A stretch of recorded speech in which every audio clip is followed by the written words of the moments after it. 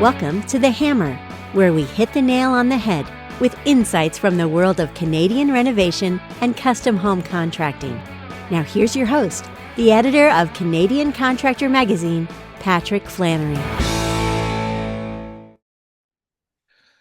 Hey everybody, welcome to The Hammer. I'm very pleased today to be joined by Bryan Reid. He is the president of Kindred Construction and Kindred Custom Homes in beautiful BC.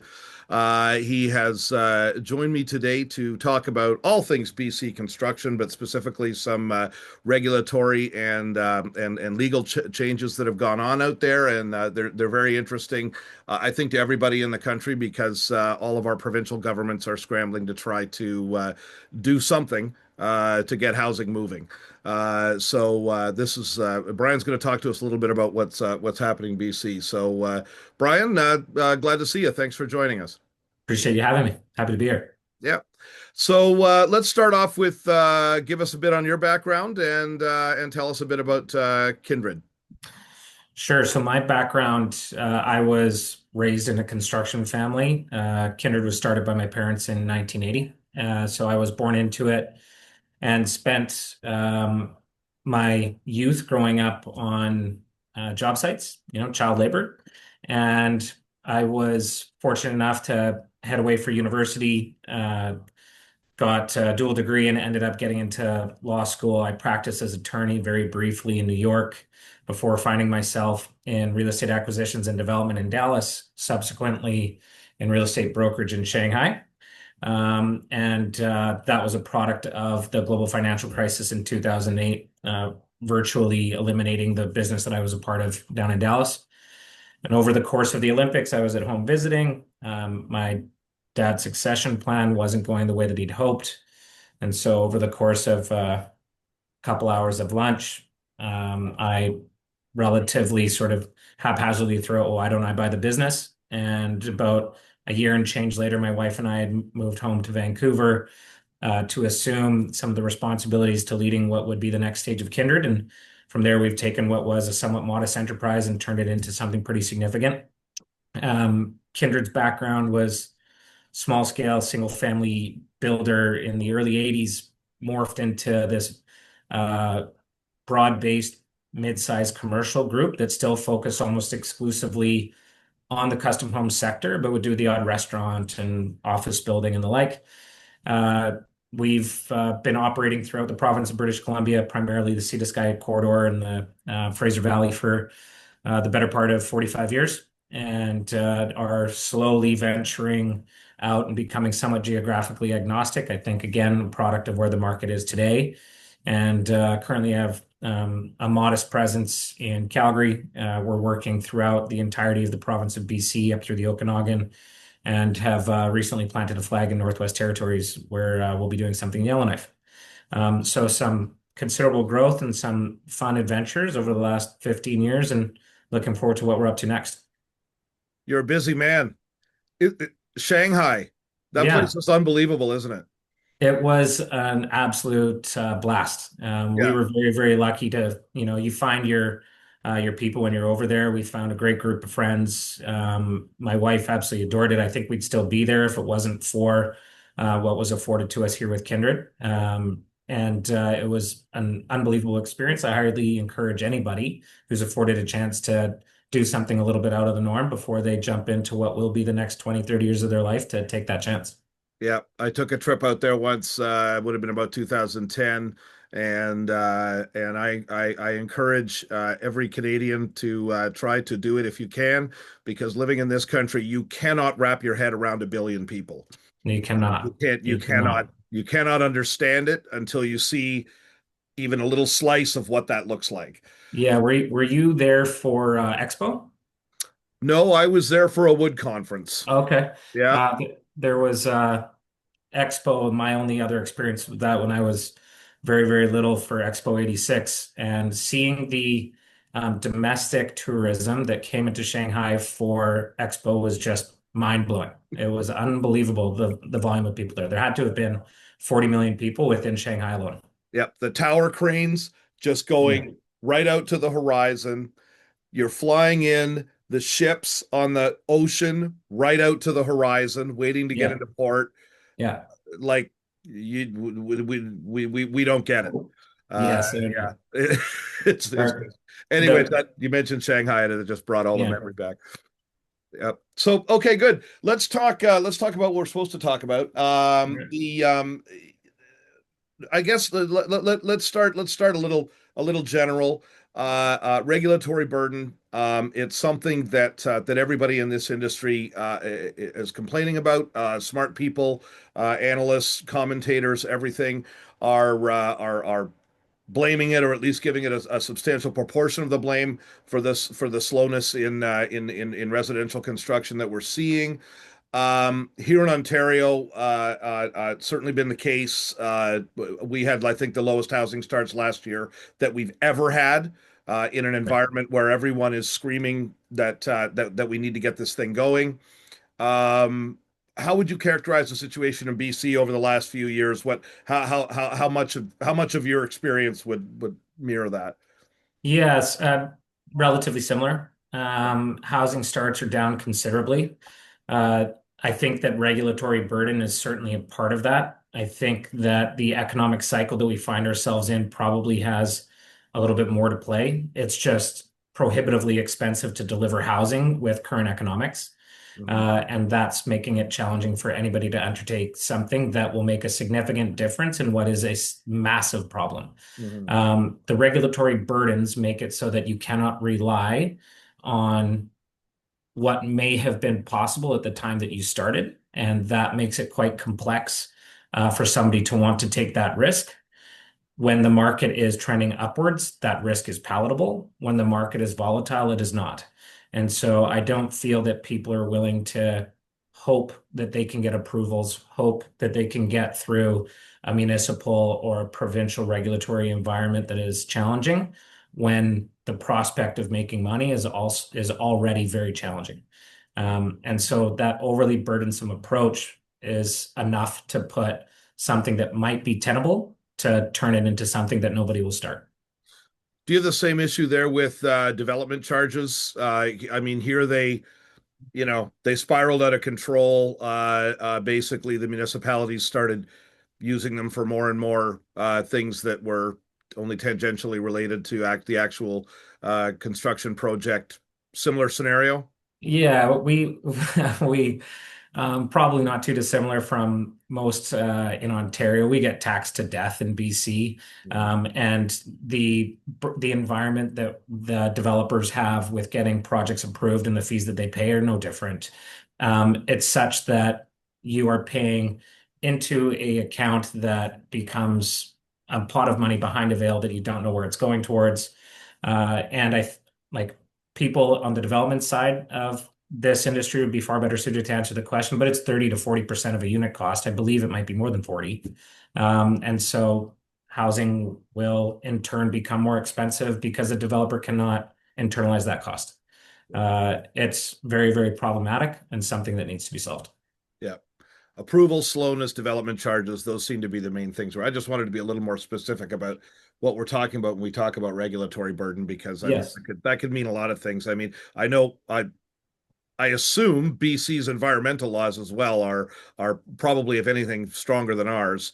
Yeah. And there's probably some hoops to jump through. And again, I'm maybe venturing into new development a little bit more there, Yeah, but the environmental concerns are significant. As projects increase in size, they become more relevant. I think that anything that is sort of a nationally based infrastructure type project, I couldn't imagine the environmental concerns that they have to, or the hoops that they have to jump through. I think that for the projects that we deal with on the single family side within custom homes, and then perhaps within the commercial space as well, it becomes a lack of reliability that is as troublesome as duration. If somebody were to enter into a project knowing what to expect, I think that that might permit everybody to have open communication. We could then work on solving it. We could determine why something on Earth could take 2 years when it should only take 3 months. But if people were to walk into it expecting 2 years because it's always been 2 years, that might be more palatable. What we see is that somebody walks in and they just have no idea. A suggested 6 month review by an architect once they submit something to a municipality, might, for whatever reason, take 19 without a justifiable explanation or any ability to rationale why this project is unique or more challenging than anything else. I think that's where we see the frustrations as much as anywhere. Yeah, if anybody in an approvals office is listening to this, that is the key. Totally. Businesses can adapt to most things. Yeah. They cannot adapt to not knowing what's going on. So you've made your plan, you've got your project, your margins have been figured out. Everything is operating on a certain timeline with certain rates, certain financing arrangements, and then the approval takes twice as long as it's supposed to. Like there's literally no way to deal with that, and it costs real money. It costs real Yes. money to the contractor. It's not just, oh, boo hoo, no, it's it Yeah. isn't profitable to do the project anymore, kids. Exactly right. Yeah, it's problematic the entire food chain. So if you've hired a contractor to build your home or renovate your house, and you rely on pricing that remains relevant for 30 days from a bid that's received from a subcontractor, and your project starts 18 months later, the volatility is such that your price could be up 10, 15% with what we've seen across our markets over the last 6 years. And so that becomes all of a sudden burdensome that you may not be able to afford that project, and you're left sort of holding the bag. And then from a builder's perspective that might be doing something to turn a profit or to sell a product, it becomes impossible to plan for. Yeah, yeah. Now, certainly on the subtrade side, one complaint in that uncertainty bucket that we're talking about has been delayed payments from their contractors. Yep. And I know a lot of I work with a lot of glaziers. Their complaint for a very long time was that big projects were being financed basically on their backs, Yeah. because they were going out 120 days on payments, past at least when they felt they were due. Right. So one of the things that Ontario has done, and now BC has done, and I think other jurisdictions, there's the different provinces across the country are looking at it, has passed some kind of prompt payment legislation. Why don't you tell me just exactly what the law was there, and what changed? Sure. So there was nothing. Yeah, Uh, and the introduction of prompt payment legislation, which has not yet been enacted, is that an owner now has 28 days to pay the CM or the GC upon submission of I believe the term was a valid invoice. I And love that so, term. yeah, me too. And then after which we have 7 days to pay subs. I think that in theory, it's fantastic. Again, like the ability to rely on any of these metrics is so exceptionally important for a business to be able to succeed. I think that the number is just shy of 70% for Canadian construction businesses to have 5 or less staff. And so if you're faced with having to work for 30 days, submit an invoice, and then potentially 28 days later get paid, even if this prompt legislation is effective, you're still carrying costs for 58 days. If people pay you later than that, it only becomes worse and worse and worse. And so while the effort here is appropriate, we've put ourselves in an industry that's the only one that I can think of that is entirely credit based. And so we go out and do work quite largely for people that we do not know closely with the hope that we will get paid after we've done it. That's a troublesome start. To then have the unreliability around when you might get paid only becomes more so punitive. You then tack on holdback and the like. This is a difficult business in order to make sense of if you were to talk to anybody in a different line of work. And so anything that we can do to create security around receipt of payment is important. What I'm hopeful that we're able to do is take what lessons learned in Ontario or Alberta or other international jurisdictions to protect people in knowing that even with this legislation in place, what we're going to do to secure payment. So if they're not paid, we understand that there's new adjudicating system that's being implemented. What does that look like? What time frame does that happen within? So the conventional project of you lien and then you negotiate and then you mediate and then you arbitrate and then you go to court is obviously brutal and impossible. The business, if you're three-man plumbing contractor, you're done. So how we use what others have learned to make our legislation as effective as possible is critically important. Right now, it's difficult to judge because it hasn't yet been enacted, and it's saying, here's the introduction of what we're hoping to accomplish, and we'll let you know once it's out there. Yeah, I think what they referenced a lot when they did it in Ontario was UK legislation. There was they did all this, Mhm. and the arbitration system looked to me like the best part of it in Yeah. a way. I mean, they have these people who are not judges but are often retired judges or something like this, and legal experts anyways, and they hear they hear the dispute or the request for payment in a pretty timely manner, like within a week or something, and then they say, okay, I'm saying this, get the money, get the money flowing. It's all about Right. getting the money flowing, get the money flowing, and then if you really, and apparently 90% of the time that's the end of it, right? They go, well, the case has been heard, the decision has been made, okay, but you still have an option to go to court if you want Yeah, to, but that apparently rarely, and I can see that, right? Like that would rarely happen, if you're absolutely. prepared. Yeah, I think that once funds are flowing from one party to the other, the problems tend to dissolve quite quickly.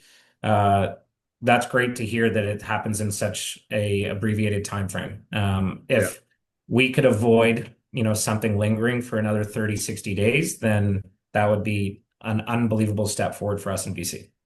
That's the rule. I don't know if in practice Right, that is right, right. happening with that level. I know there was a great attempt to hire many of those people Sure, in order to, although you don't need that many, but there was an effort to hire them, and anyways, sure. it's early days here too, Right. so Okay. we're figuring that out. Um, the other thing that's going on is there were a bunch of measures that honestly I had trouble wrapping my head around exactly Me what was too. going on, involving described by the BC government as streamlining, Yeah. accelerating the process, doing something lovely like that. Can you give me any insight into what's going on there? No. I can try. I think it's difficult to make sense of anything like the introduction of this was 187 amendments made across 38 different regulations. Whoa. This is coming from a body that has created over 2,000 amendments in the last 9 years, all under an NDP government. And so that is a lot. When I see numbers like that, I think about a stifled bureaucratic process that is very challenged to initiate one solution and commonality, let alone 187, let alone 2,000 over the course of 9 years. Where we're hoping to see things streamlined is that you need, I guess, layered buy-in. So to speak to the housing starts that we've spoken about, while a province might say something, inevitably we need to rely on districts and municipalities and villages in order to help us get to where we want to be. If they're not along for that ride, it becomes quite challenging. And so BC, or the government of BC, established housing targets for municipalities that were falling short of what they believed to be necessary to keep up with the growing demands of communities. So that's great. Burnaby has effectively flipped them the bird, and adjusting the way that they want to approach certain areas within their communities. West Vancouver has done likewise. There will be other communities that follow suit. And so it's one thing for the province to paint every municipality with a brush. It's another for those groups to then be able to move forward. Because of that, it creates further friction between province and municipality. They will then fight. It then creates more uncertainty for builders and owners, developers, whomever, to be able to rely on the approach that they might have within that specific area within the province. And so we haven't yet seen things get better. We talk about streamlined from a municipal perspective. That for us is the most important. We want to be able to submit a permit and for us to forego this questionable human element of how many hours are in the day, what level of discretion might they have, what input are they going to seek from others? What level of interaction must they have with other people down the line in order to afford ourselves the ability to get something approved? Yeah. Until we're fully automated with AI, that we're ticking boxes, we're going to suffer from some of those problems. Incentivizing people to get through that malaise and fix the issues that they can quite easily, in my opinion, is the way that we have to go. I don't think that we motivate people municipally to see a project to get started.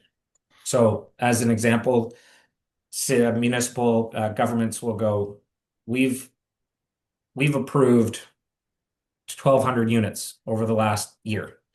That means that they've supported a development permit submission and granted a DP. It doesn't mean that it's a BP. It doesn't mean that the project started. It doesn't mean that it's units that will inevitably help solve the issues that we find ourselves faced with this housing crisis. And so they haven't really done anything, and they're not motivated to get from a DP to a BP to a project that started. Their ability to say that they've been successful has stopped. We need municipalities to be aligned with the province in order for these sorts of adjustments to make sense. And when I see 187 changes, my head explodes to go, how are you going to create that alignment? I'd like to see less regulations, not more amendments and more. Right. Unless those amendments are taking out things, Yep. which hopefully.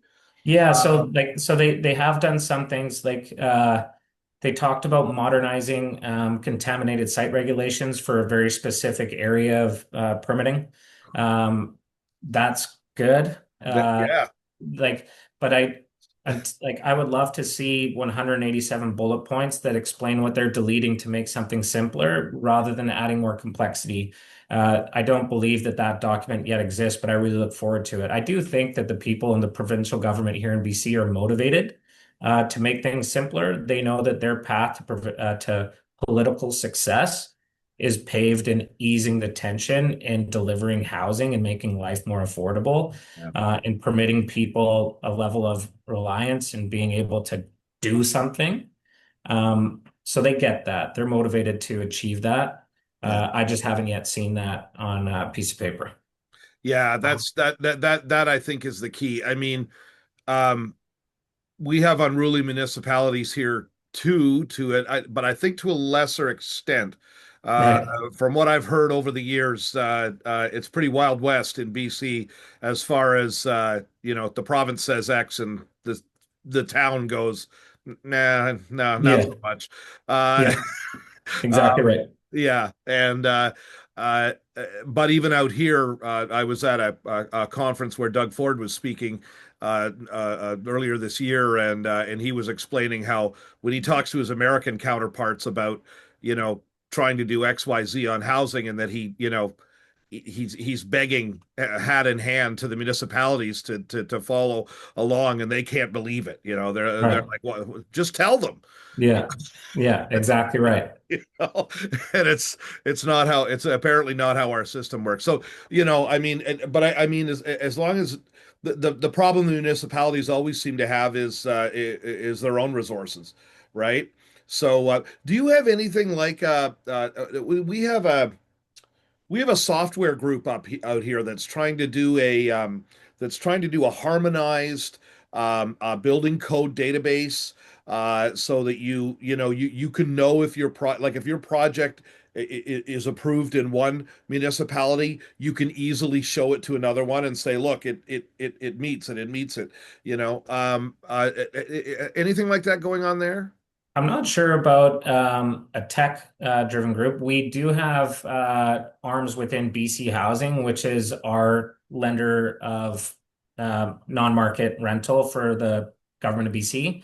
They have created 13, I believe it's 13 municipalities that will help support pre-approved pilot projects effectively. That if this municipality frees up this piece of property, then these are 4 designs that are supportable, and you don't have to go through community consultation, DPPP. It all happens in a much more expedited manner. So I think that that's something that we're currently pursuing from a building code perspective. we are chasing passive house effectively in BC. Like we're up to step code 5, and um, that to me is somewhat challenging. Like we're trying to achieve the best that we can, of course, for environmental concerns. We're advancing at a pace that I don't think everybody in this industry can keep up with. You then make it less, you you create less people that are there and capable to deliver that product for you that you need. And you create confusion because an old set of plans that got in early before a new building code came out is still able to chase step code 3 or 4. Different municipalities might have different regulations. And then I'm a big fan of us being able to chase something nationally, like that we can't have an envelope system that's supported in BC translate into Calgary is just wild to me. Like you would need to do things differently. It's sort of like Ford having to create a different car in every single city that they want to sell it in. It just doesn't make sense. Yeah, yeah, yeah. And I mean, the climates are different, but not that different. Yeah. I mean, it's, We all want to be warm and dry. yeah, yeah. We can figure this out. Well, they have that catalog. They're trying to bring back the old post-war catalog idea Yeah. where there's pre-approved things. I think that's out, or maybe it's the next code cycle. Anyways, there's potential solutions there. Yeah. I agree with you that I think some form of a tech solution would be great, It would be fantastic. especially with all the things like I've gone to some conferences with some of the software companies, and the things they can do with AI in the back end is actually pretty impressive. I mean, in terms of getting those forms filled out and getting all the dependencies checked off, if you can do that for an actual project, I don't see why you couldn't do that for an approvals process. It could be pretty much the same thing, Absolutely. It you totally know, could. and all the drawings are in there, and Yep. it's there. Yep. So I so completely agree. yeah, so let's tech guys get to work on it. We need your help. Yeah. Yeah. Um, your prediction for how much difference these measures, prompt payment plus the streamlining, what's your feeling on whether these things would make much of a difference Um, in your life? so well, from a prompt payment legislation, I think that it makes everything better and more palatable. I think it's going to make everybody's life in our industry better. And truly, I believe that it will, even for those that are responsible for ultimately footing the bill. Delays take time. Lack of payment costs money because people don't work to the level of efficiency that they would if they were paid timely and appropriately. Mhm. I believe that it will make our industry better. We'll deliver housing more effectively. We will work more collegially. We will take strains off of the legal system that we might have pushed on it previously. And we will put people in a better space to be able to invest in their business based off of knowing that they're going to have reliability around getting paid. I have every belief that prompt payment is a requirement in construction. It's nice to see it almost introduced here, and I'm looking forward to seeing it land and then hopefully tweaked in order to make it better as we go.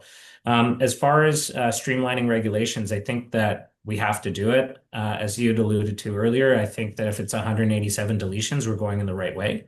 And so that would be my hope that we find ourselves getting away from a more cumbersome sort of checks and balances approach to every step of our space towards something that is more simple and understandable. We have people that put letters of assurance in place in order to be able to submit to build things. We have CPs, we have coordinating professionals, we have code consultants, we have envelope consultants, we have every type of consultant that is in place in order to make a building appropriate. I don't believe we then need to rely on multiple layers within municipal and provincial governments to ensure that they've done their job appropriately. Like that's why those professionals are in place. That's why they get their accreditations. Yeah. I'm hopeful that we can start to rely more on that and streamline the process to make things simpler and quicker. That I'm a little bit more reluctant to be unbelievably happy about until I see things sort of wash out. That will take time. Yeah, that's got to be a work in progress for sure. Absolutely. Um, is any of this well, the prompt payment stuff for sure. I think for the smaller guy, for the renovator, for the guy doing sub work, that's a nice one. I Absolutely. think yeah, I think that as you say, being able to invest in your business a little more, and Yeah, like bring on another guy or two, and feel like you're not in danger of getting the rug pulled out from under you at any moment. That's we work with guys that are, sort of laying pipe and they're one man band. yeah, And if they have to wait 60 days effectively for wages, yep, that's unsustainable. If you're a contractor that employs people, you have to pay people every 2 weeks. You're then bankrolling a project that has financial support via lenders or mezz lenders, whatever the case may be. And they're afforded a chance to take 60 days in order to then pay for a service that was completed a long time ago. yeah. The steps that we're taking will be super supportive for these smaller shops. And hopefully it starts to hold larger companies, ourselves included, more accountable to make sure that everybody's being treated appropriately. Yeah. At the end of the day, though, your earlier comment is I think the right one. I mean, the regulatory stuff, and even the prompt payment stuff, although they're slightly different issues, um, are not the overwhelming cause of where we find ourselves as far as the slowdown. No, Um, is this all hangover from the inflation surge in 2022? Like, how did we get here?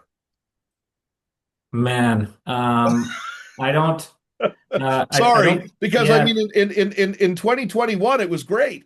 yeah, I think that we had this infusion of capital that was ultimately fake that permitted a market to just go like gangbusters. It created this frothy situation where people were overbuilding, overbuying, over leveraging. We now find ourselves in a spot where somebody has to pay the piper. I think that whether or not we've admitted it or not, most economists would tell you that we're in a recession right now. I think that that is where we now have to sort of rebalance what we're able to accomplish appropriately. I don't think that we need CMHC to finance 97% of rental product. I think that we need private market lenders to know that this is something that's viable. We need to have equilibrium in that space. We don't need volatility in every single element of construction to be happening on a month by month basis. We need to be able to predict where our purchasers of our services will end up at the end of the day from a total cost perspective. None of that was able to be accomplished over the last 6 years. And so I think we got here because we had this ultimate bull run and everybody wanted to be a part of it. And we weren't paying enough attention federally and then in most cases provincially about what we were doing monetarily. And it's led to a bit of a cliff. And we now find ourselves having to recalibrate and figure it out. I take the comment about recession. Yeah, because I mean, one of the things that's been going on is the stock markets have absolutely no relation No, to facts on the ground anymore at none. all, apparently, and No, a lot of that is because of tech, right? I yeah, mean, I believe Nvidia just passed $5 trillion yeah, market cap. Like so what happens on a 1 day move in Nvidia stock is like more than the Canadian economy. yeah, Like I know. It's like wild. so so Yeah. we're in this disconnect where the numbers you read in the headlines on the Financial Times or whatever don't really reflect Yeah, reality. I think everything became disconnected. The cost of services versus what people were able to afford, the cost of products versus what wage adjustments were able to support. Uh, and we found like a lot of the younger folks, I think, found themselves in a bit of a YOLO environment. They just kept spending and spending, and it didn't really matter what would happen at the end of the day. And we're now all hurting. Yeah, Rents are dropping and people still can't afford them. It's not like rents have dropped and people are moving into nicer homes. yeah, The cost of housing has dropped considerably, certainly in most regions here in BC. And we don't see people now taking an opportunity to upgrade and go from a townhouse into the home that they've wanted for the last decade. They're just hoping that they're able to pay their mortgages for the next, 2 years. Uh, it's a challenging job market. That's going to continue. I think that we need to make sure that we've got appropriate checks and balances in place because we did not for the last few years. We got a grim period ahead, or at least I think for a year. Um, of course, a lot depends on what goes on with all of this tariff bullshit, but Yeah. Yeah. like we'll Yeah, see. like we're a resilient space. I think that people in construction are phenomenal. We're able to bounce back quite quickly. We're malleable. We're a relationship-driven industry, even as we're going through this disruption to be more technologically adept. I think that that permits the bulk of us to get through it in a relatively unscathed manner. It's going to take some work, though. And hopefully, some of these regulations permit things to be easier and it allows us to work a little bit more simply. Hopefully, we can rely on getting paid a little bit more quickly, and that permits us to be more comfortable in taking on that next project and taking a step out once again. Because some of the ways that we act, I'm sure, will be shaped by what's going to occur over the next year with how badly we're bitten. What's your plan? What's your reaction? What should a builder be trying to focus on, try to do in BC right now? So we've become exceptionally client-centric. If you're a good group, we'll build anything for you anywhere. If you're somebody that wants to collaborate and work towards a collective vision, then we'll do anything. I don't think that we are in a current landscape where we can be like, I'm only going to build this product in this area at this price point. I think you need to be somewhat more malleable, and that for us means identifying those people that are safe bets. And because of that, we found ourselves working in different regions that we may not have previously. And that to us has been a bit of a godsend. It's been super beneficial. We've done quite well with it. We found ourselves working in some technologically advanced spaces. So lots of mass timber, lots of prefabricated, some modularity, which is where federal governments are pushing us. Obviously, BC is a heavy timber source, and so that timber space here has been a big boom for us. We're working with a number of Indigenous client groups to achieve some housing needs on their ends. And then with our residential clients on the custom home side, we've been, I don't know if accommodating is the right term, but we've looked to work on what would have been a budget that may not have been tenable for us in years past. And so people have less to spend. We should be able to adjust to suit. Tell me about the Yellowknife thing. What's going on up there? Are you up on stilts to keep the heat off the permafrost, or do you have to do So that in Yellowknife? I don't know. so the house, it's on a slope, so we will be on stilts Yeah. to a certain extent. We'll have a partial parkade below it. We're working with an Indigenous client group up there. We're just getting into design right now. We're working with Michael Green Architecture Development as Babbage. Babbage Group is the owner's rep. And we're super excited about that. That to us was obviously not on the radar 3 years ago that we'd be working in Yellowknife, but here we are. That's the message, folks. Weird times, weird regulations, but maybe with some flexibility and some thinking outside the box and willingness to do stuff outside your comfort zone, you can weather all this stuff and do what you can do on your side to keep on keeping on, as they Exactly say. right. Bryan Reid, Kindred Construction, Kindred Custom Homes. Thanks so much for joining me on the Hammer for this great discussion. Thank you, Patrick. I appreciate it.